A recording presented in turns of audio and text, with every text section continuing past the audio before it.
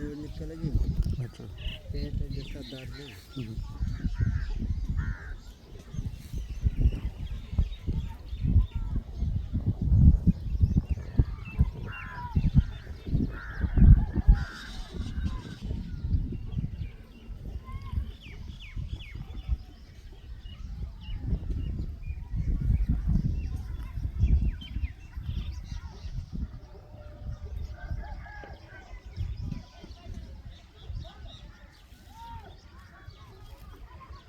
ਉਹ ਸ਼ੋਭਾ ਹੈ ਕਹਿਣਾ